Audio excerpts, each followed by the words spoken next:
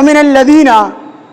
او دها کسانونا قالو چې هغوی وویل انا نسوارا بشکه مونږ نسواره یو اخذنا الله یو مونږ اغستې ده میثاقهم د دوی نه مضبوطه واده فنسو نو دوی هېره کړه حظوا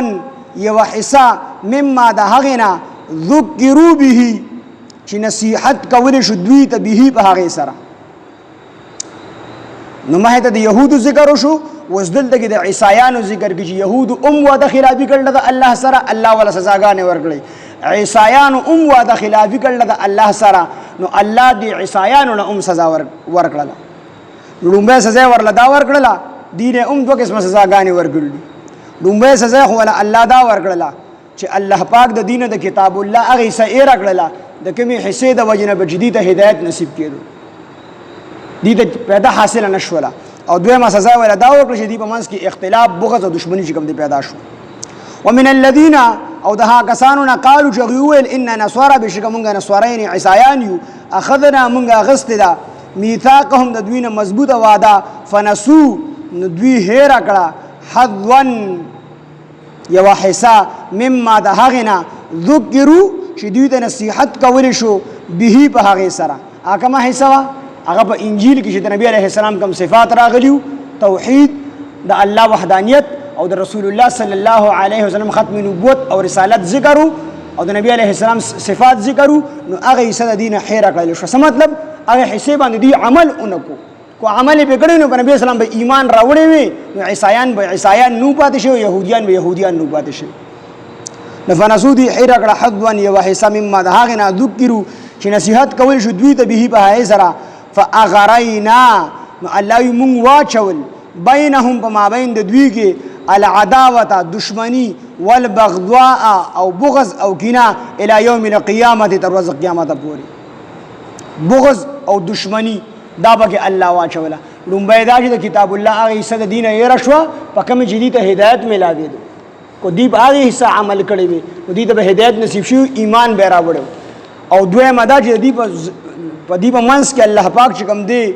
دشمنی پیدا کړله دشمنی بغض او حسد څه مطلب دی کې اختلاف پیدا شو په دې کې چې کوم دی درې غټې غټې ډلې جوړې شوې یو نستوریا د دې عقیده دا وه چې عیسی علیه السلام د الله زوی دی نستوریا دا د عیسایانو ډله وه دویمه یعقوبیه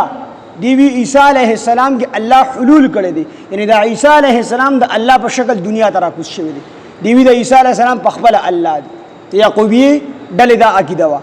او درېیمه ډله ملکایه وه د هغې دا عقیده وه چې درې خدایان دي یو الله دی یو حضرت عیسی علیه السلام دی یو مریم علیه السلام دی او د دویمې ډلې په دې کې بیا دوه ډلې وي بله ډله پکې دا وه چې د هغې عقیده دا وه چې د مریم علیه السلام په ځای پکې جبریل علیه السلام خدای ثابت کړ چې یو الله په خپله خدای دی یو عیسی علیه السلام خدای دی او یو جبریل علیه السلام خدای دی او نور ډلې پکې جوړې شوې ظاهره خبره ده چې دی په زړه کې به د یو بل سره دښمني ځکه پیدا کېده چې د الله یعنی چې کوم اصول دی په هغې کې د دومره لوی اختلاف پیدا شو د الله په حق باندې دي دومره لوی اختلاف چا عیسی علیه السلام ته د خدای زوی وي چا ورته په ذات خود الله وي او چا وي درې خدایان دي او چا وي جبریل علیه السلام خدای دی پکې چا وي مریم علیه السلام اختلاف پکې الله پیدا کو د دغه وعده د ماتولو د وجنه ومن الذين ومن الذين او دها کسانونه قالوا جغويل اننا نصارى بشکه مون نصارین عیسایان یو اخذنا من اغستوا میثاقهم د دوی مضبوطه وعده فنسون دوی هرق حظوا صحصا مما د هغه ذکروا چې نصیحت کول شو دوی ته به په سره فاغرینا بیا مون واچول بینهم بما بین د دوی کې العداوه دشمنی والبغضاء او بغض او کینه الی یوم القیامه تر ورځ قیامت پورې وسوف ينبئهم او زرد چې مون به خبر ورکړو دوی ته وسوف ينبئهم الله او زرد چې خبر به ورکړي دي ته الله پاک بما په وجه د هغه څه کانو یصنعون چې څه دي کول چې دي څه کول الله به ته خبر ورکړي دنیا کې ورته دا عذابونه ورکړل او دي چې دنیا کې کړي دي د هغې آخرت کې به ته الله پاک د هغې جدا سزا ورکړي چې هغه به دي جهنم ته ځي